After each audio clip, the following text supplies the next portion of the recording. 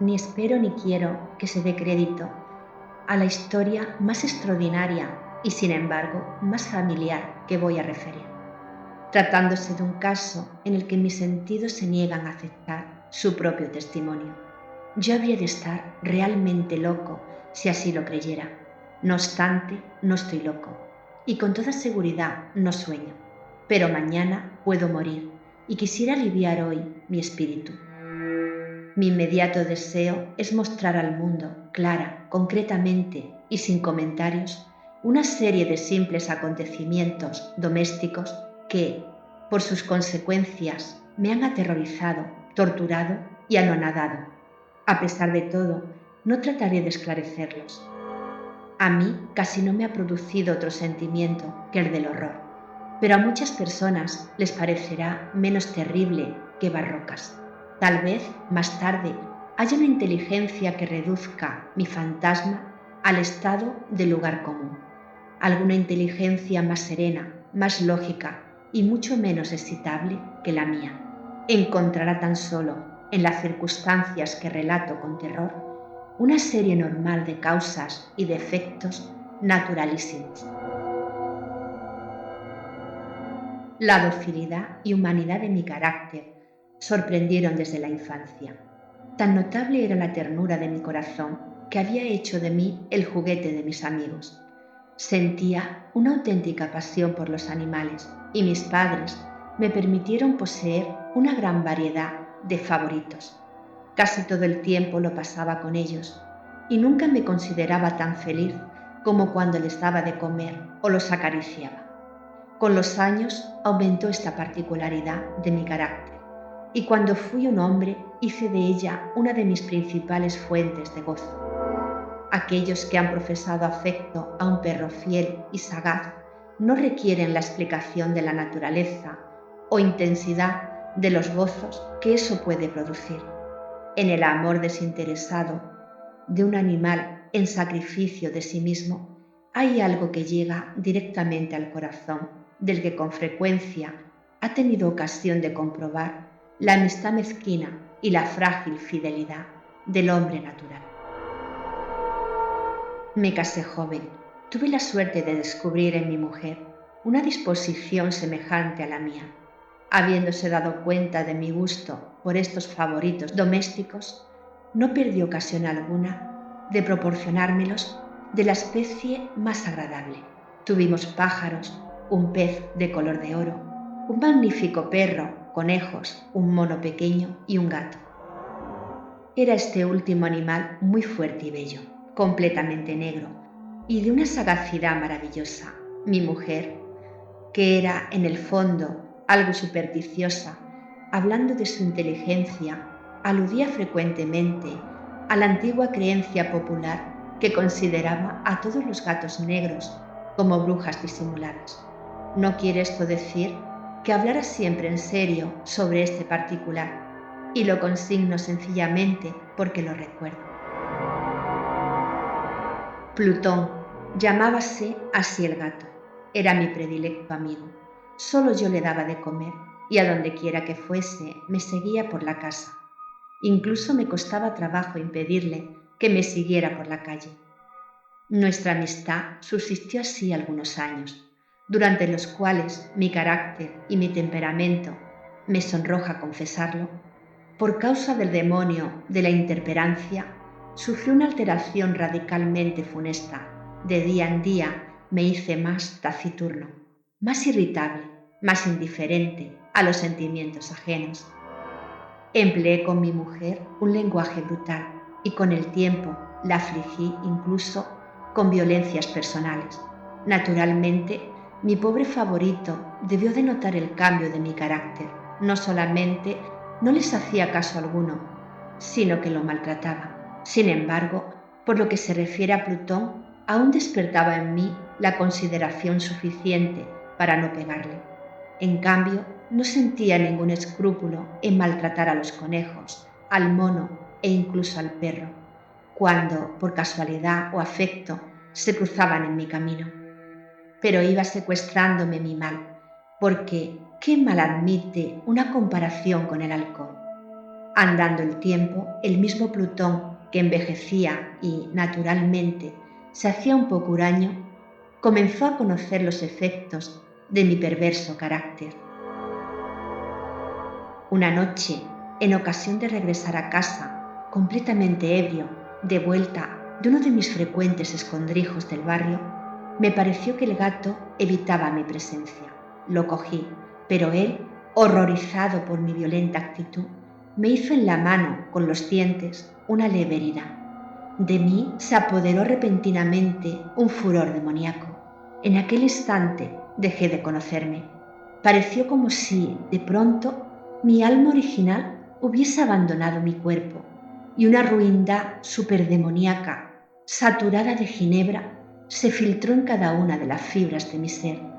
Del bolsillo de mi chaleco saqué un cortaplumas, lo abrí, cogí al pobre animal por la garganta y, deliberadamente, le vacié un ojo. Me cubre el rubor, me abrasa, me estremezco al escribir esta abominable atrocidad. Cuando, al amanecer, hube recuperado la razón, cuando se hubieron disipado los vapores de mi crápula nocturna, experimenté un sentimiento, mitad horror, mitad remordimiento, por el crimen que había cometido, pero todo lo más era un débil y equívoco sentimiento, y el alma no sufrió sus acometidas. Volví a sumirme en los excesos y no tardé en ahogar en el vino todo recuerdo de mi acción. Curó, entre tanto, el gato lentamente. La órbita del ojo perdido presentaba, es cierto, un aspecto espantoso, pero después, con el tiempo, no pareció que se daba cuenta de ello. Según su costumbre, iba y venía por la casa, pero, como debí suponerlo, en cuanto veía que me aproximaba a él, huía aterrorizado. Me quedaba aún lo bastante de mi antiguo corazón para que me afligiera aquella manifiesta antipatía en una criatura que tanto me había amado anteriormente. Pero este sentimiento no tardó en ser desalojado por la irritación. Como para mi caída final e irrevocable, brotó entonces el espíritu de perversidad, espíritu del que la filosofía no se cuida, ni poco ni mucho. No obstante, tan seguro como que existe mi alma, creo que la perversidad es uno de los primitivos impulsos del corazón humano, una de esas indivisibles primeras facultades o sentimientos que dirigen el carácter del hombre. ¿Quién no se ha sorprendido numerosas veces cometiendo una acción necia o vil por la única razón de que sabía que no debía cometerla? ¿No tenemos una constante inclinación, pese a lo excelente de nuestro juicio, a violar lo que es la ley simplemente porque comprendemos que es la ley? Digo que este espíritu de perversidad hubo de producir mi ruina completa. El vivo e insondable deseo del alma de atormentarse a sí misma, de violentar su propia naturaleza, de hacer el mal por amor al mal, me impulsaba a continuar y últimamente a llevar a efecto el suplicio que había infligido al inofensivo animal. Una mañana, a sangre fría, ceñí un nudo corredizo en torno a su cuello y lo ahorqué de la rama de un árbol. Lo ahorqué con mis ojos llenos de lágrimas, con el corazón desbordante del más amargo remordimiento. Lo ahorqué porque sabía que él me había amado y porque reconocía que no me había dado motivo alguno para encolerizarme con él. Lo ahorqué porque sabía que al hacerlo cometía un pecado mortal que comprometía mi alma inmortal hasta el punto de colocarla, si esto fuera posible, lejos incluso de la misericordia infinita del muy terrible y misericordioso Dios. En la noche siguiente, al día en que fue cometida una acción tan cruel, me despertó del sueño el grito de ¡fuego! Ardían las cortinas de mi lecho. La casa era una gran hoguera. No sin grandes dificultades, mi mujer, un criado y yo logramos escapar del incendio. La destrucción fue total, quedé arruinado y me entregué desde entonces a la desesperación. No intento establecer relación alguna Entre la causa y efecto con respecto a la atrocidad y al desastre.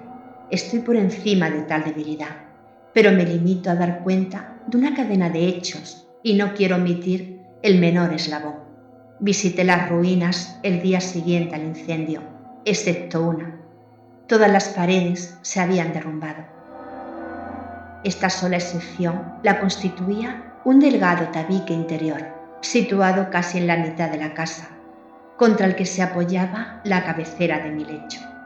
Allí, la fábrica había resistido en gran parte a la acción del fuego, hecho que atribuí a haber sido renovada recientemente.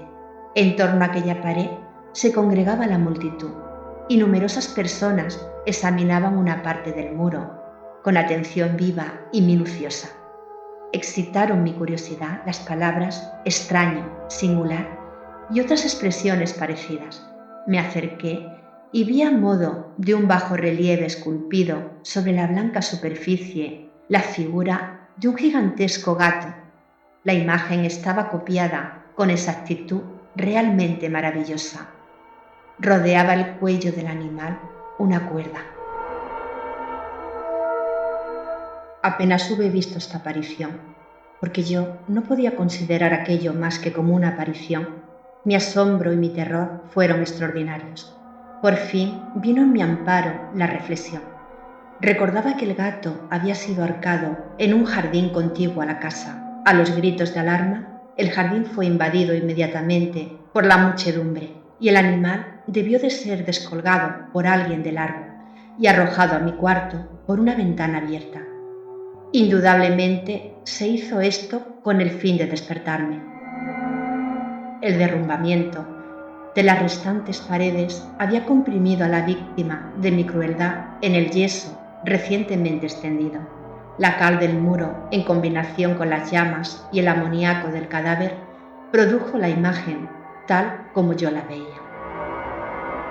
Aunque prontamente satisfice así a mi razón, ya que no por completo mi conciencia, no dejó, sin embargo, de grabar en mi imaginación una huella profunda, el sorprendente caso que acabo de dar cuenta. Durante algunos meses no pude librarme del fantasma del gato, y en todo este tiempo nació en mi alma una especie de sentimiento que se parecía, aunque no lo era, al remordimiento. Llegué incluso a lamentar la pérdida del animal y a buscar en torno mío, en los miserables tugurios que a la sazón frecuentaba, otro favorito de la misma especie y de facciones parecidas que pudiera sustituirle. Hallábame sentado una noche, medio aturdido, en un bodegón infame, cuando atrajo repentinamente mi atención un objeto negro que yacía en lo alto de uno de los inmensos barriles de ginebra o ron que componían el mobiliario más importante de la sala. Hacía ya algunos momentos que miraba a lo alto del tonel y me sorprendió no haber advertido el objeto colocado encima. Me acerqué a él y lo toqué. Era un gato negro, enorme, tan corpulento como Plutón, al que se parecía en todo, menos en un pormenor. Plutón no tenía un solo pelo blanco en todo el cuerpo, pero este tenía una señal ancha y blanca, aunque de forma indefinida, que cubría casi toda la región del pecho. Apenas puse en él mi mano, se levantó repentinamente, ronroneando con fuerza. Se restregó contra mi mano y pareció contento de mi atención. Era, pues, el animal que yo buscaba. Me apresuré a proponerle al dueño su adquisición, pero éste no tuvo interés alguno por el animal, ni le conocía, ni le había visto hasta entonces. Continué acariciándole y cuando me disponía a regresar a casa, el animal se mostró dispuesto a seguirme. Se lo permití e inclinándome de cuando en cuando, caminamos hacia mi casa acariciándole. Cuando llegó a ella, se encontró como si fuera la suya y se convirtió rápidamente en el mejor amigo de mi mujer. Por mi parte, no tardó en formarse en mí una antipatía hacia él. Era, pues, precisamente lo contrario de lo que yo había esperado. No sé cómo ni por qué sucedió esto, pero su evidente ternura me enojaba y casi me fatigaba. Paulatinamente, estos sentimientos de disgusto y fastidio acrecentaron hasta convertirse en la amargura del odio. Yo evitaba su presencia. Una especie de vergüenza y el recuerdo de mi primera crueldad me impidieron que lo maltratara. Durante algunas semanas me abstuve de pegarle o de tratarle con violencia, pero gradual e insensiblemente llegué a sentir por él un horror indecible y a eludir en silencio, como si huyera de la peste, su odiosa presencia. Sin duda, lo que aumentó mi odio por el animal fue el descubrimiento que hice a la mañana del día siguiente de haberlo llevado a casa. Como Plutón, también él había sido privado de uno de sus ojos. Sin embargo, esta circunstancia contribuyó a hacerle más grato a mi mujer, que, como he dicho ya, poseía grandemente la ternura de sentimientos, que fue en otro tiempo mi rasgo característico y el frecuente manantial de mis placeres más sencillos y puros. Sin embargo, el cariño que el gato me demostraba parecía crecer en razón directa de mi odio hacia él. Con una tenacidad imposible de hacer comprender al lector, seguía constantemente mis pasos. En cuanto me sentaba, acurrucábase bajo mi silla o saltaba sobre mis rodillas, cubriéndome con sus caricias espantosas. Si me levantaba para andar, metíase entre mis piernas y casi me derribaba, o bien, clavando sus largas y agudas garras en mi ropa, trepaba por ellas hasta mi pecho. En esos instantes, aun cuando hubiera querido matarle de un golpe, me lo impedía en parte el recuerdo de mi primer crimen, pero, sobre todo, me apresuro a confesarlo, el verdadero terror del animal.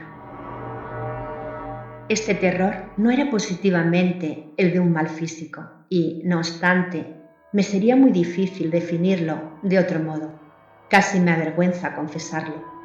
Aún en esta celda de malhechor, casi me avergüenza confesar que el horror y el pánico que me inspiraba el animal habíase acrecentado a causa de una de las fantasías más perfectas que es imposible imaginar. Mi mujer, no pocas veces, había llamado mi atención con respecto al carácter de la mancha blanca del que he hablado y que constituía la única diferencia perceptible entre el animal extraño y aquel que había matado yo.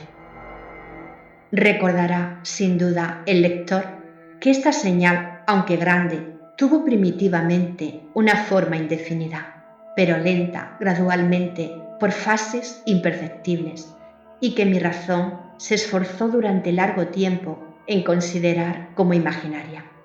Había concluido adquiriendo una nitidez rigurosa de contornos. En ese momento era la imagen de un objeto que me hace temblar nombrarlo. Era, sobre todo, lo que me hacía mirarle como a un monstruo de horror y repugnancia, y lo que, si me hubiera atrevido, me hubiese impulsado a librarme de él. Era ahora, digo, la imagen de una cosa abominable y siniestra, la imagen de la horca. ¡Oh, lúgubre y terrible máquina! Máquina de espanto y crimen, de muerte y agonía. Yo era entonces, en verdad, un miserable más allá de la miseria posible de la humanidad, una bestia bruta cuyo hermano fue aniquilado por mí con desprecio. Una bestia bruta engendraba en mí, hombre formado a imagen del Altísimo, tan grande e intolerable infortunio. ¡Ay! Ni de día ni de noche conocía yo la paz del descanso. Ni un solo instante durante el día dejábame el animal, y de noche, a cada momento, cuando salía de mis sueños lleno de indefinible angustia, era tan solo para sentir el aliento tibio de la cosa sobre mi rostro y su enorme peso, encarnación de una pesadilla que yo no podía separar de mí y que parecía eternamente posada en mi corazón. Bajo tales tormentos sucumbió lo poco que había de bueno en mí. Infames pensamientos convirtiéronse en mis íntimos, los más sombríos, los más infames de todos los pensamientos. La tristeza de mi humor de costumbre se acrecentó hasta hacerme aborrecer a todas las cosas y a la humanidad entera. Mi mujer, sin embargo, no se quejaba nunca. Era mi paño de lágrimas de siempre, la más paciente víctima de las repentinas, frecuentes e indomables expansiones de una furia a la que ciertamente me abandoné desde entonces. Para un quehacer doméstico me acompañó un día al sótano de un viejo edificio en el que nos obligara a vivir nuestra pobreza. Por los agudos peldaños de la escalera me seguía el gato y habiéndome hecho tropezar la cabeza me exasperó hasta la locura. Apoderándome de un hacha y olvidando en mi furor el espanto pueril que había detenido hasta entonces mi mano, dirigí un golpe al animal que hubiera sido mortal si lo hubiera alcanzado como quería. Pero la mano de mi mujer detuvo el golpe.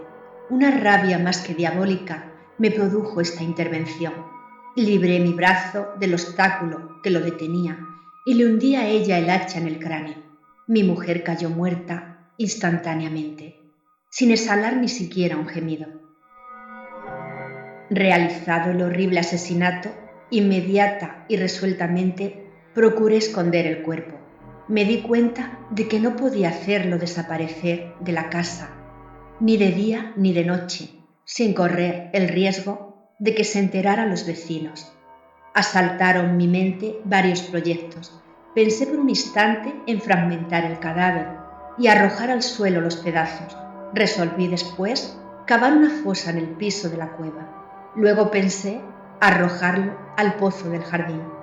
Cambié la idea y decidí embalarlo en un cajón, como una mercancía en la forma de costumbre, y encargar a un mandadero que se lo llevase de casa. Pero, por último, me detuve ante un proyecto que consideré el más factible. Me decidí a emparedarlo en el sótano, como se dice que hacían en la Edad Media los monjes con sus víctimas. La cueva parecía estar construida a propósito para semejante proyecto. Los muros no estaban levantados con el cuidado de costumbre y no hacía mucho tiempo había sido cubierto en toda su extensión por una capa de yeso que no dejó endurecer la humedad. Por otra parte, había un saliente en uno de los muros, producido por una chimenea artificial o especie de hogar que quedó luego tapado y dispuesto de la misma forma que el resto del sótano. No dudé que me sería fácil quitar los ladrillos de aquel sitio, colocar el cadáver y emparedarlo del mismo modo, de forma que ninguna mirada pudiese descubrir nada sospechoso. No me engañó mi cálculo. Ayudado por una palanca, separé sin dificultad los ladrillos y, habiendo luego aplicado cuidadosamente el cuerpo contra la pared interior, lo sostuve en esta postura hasta poder establecer sin gran esfuerzo toda la fábrica a su estado primitivo. Con todas las precauciones imaginables, me preocupé una argamasa de cal y arena, preparé una capa que no podía distinguirse de la primitiva y cubrí escrupulosamente con ella el nuevo tabique. Cuando terminé, vi que todo había resultado perfecto. La pared no presentaba la más leve señal de arreglo. Con el mayor cuidado abrí el suelo y recogí los escombros. Miré triunfante en torno mío y me dije: por lo menos aquí mi trabajo no ha sido infructuoso. Mi primera idea entonces fue buscar al animal que fue causante de tan tremenda desgracia, porque, al fin, había resuelto matarlo.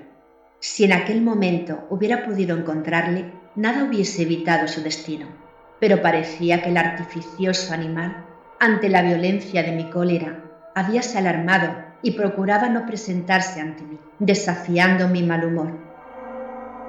Imposible describir o imaginar la intensa, la apacible sensación de alivio que trajo a mi corazón la ausencia de la detestable criatura. En toda la noche se presentó, y esta fue la primera que gocé desde su entrada en la casa, durmiendo tranquila y profundamente. Sí, dormí con el peso de aquel asesinato en mi alma. Transcurrieron el segundo y el tercer día. Mi verdugo no vino. Sin embargo, como un hombre libre, respiré una vez más. En su terror, el monstruo había abandonado para siempre aquellos lugares. Ya no volvería a verle nunca. Mi dicha era infinita. Me inquietaba muy poco la criminalidad de mi tenebrosa acción. Inicióse una especie de sumario que apuró poco las averiguaciones. También se dispuso un reconocimiento, pero naturalmente nada podía descubrirse. Yo daba por asegurada mi felicidad futura. Al cuarto día, después de haberse cometido el asesinato, se presentó inopinadamente en mi casa un grupo de agentes de policía y procedió de nuevo a una rigurosa investigación del local. Sin embargo, confiado en lo impenetrable del escondite, no experimenté ninguna turbación. Los agentes quisieron que le acompañase en sus pesquisas. Fue explorado hasta el último rincón. Por tercera o cuarta vez bajaron por último a la cueva. No me alteré lo más mínimo. Como el de un hombre que reposa en la inocencia, mi corazón latía pacíficamente. Recorrí el sótano de punta a punta. Crucé los brazos sobre mi pecho y me pasé indiferente de un lado a otro. Plenamente satisfecha, la policía se disponía a abandonar la casa. Era demasiado intenso el júbilo de mi corazón para que pudiera reprimirlo. Sentía la viva necesidad de decir una palabra tan solo a modo de triunfo, y hacer doblemente convincente su convicción con respecto a mi inocencia. Señores, dije por último, cuando los agentes subían la escalera, es para mí una gran satisfacción. Habrá desvanecido sus sospechas. Deseo a todos ustedes una buena salud y un poco más de cortesía. Dicho sea de paso, señores, tienen ustedes aquí una casa construida. Apenas sabía lo que hablaba en mi furioso deseo de decir algo con aire deliberado. Puedo asegurar que esta es una casa excelentemente construida. Estos muros... ¿Se van ustedes, señores? Estos muros están construidos con una gran solidez. Entonces, por una fanfarronada frenética, golpeé con fuerza con un bastón que tenía en la mano en ese momento, precisamente sobre la pared del tabique tras el cual yacía la esposa de mi corazón. ¡Ah, que por lo menos Dios me proteja y me libre de las garras del archidemonio! Apenas húbose hundido en el silencio el eco de mis golpes, me respondió una voz desde el fondo de la tumba. Era primero una queja velada y encontrada como el sollozo de un niño. Después, enseguida, se hinchó en un prolongado, sonoro y continuo, completamente anormal e inhumano.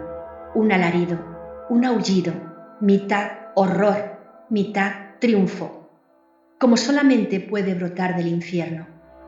Horrible armonía que surgieran al unísono de las gargantas de los condenados en sus torturas y de los demonios que gozaban en la condenación. Sería una locura expresaros mis sentimientos. Me sentí desfallecer y, tambaleándome, caí contra la pared opuesta. Durante un instante detuviéronse en los escalones los agentes. El terror los había dejado atónitos. Un momento después, 12 brazos robustos atacaron la pared, que cayó a tierra de un golpe.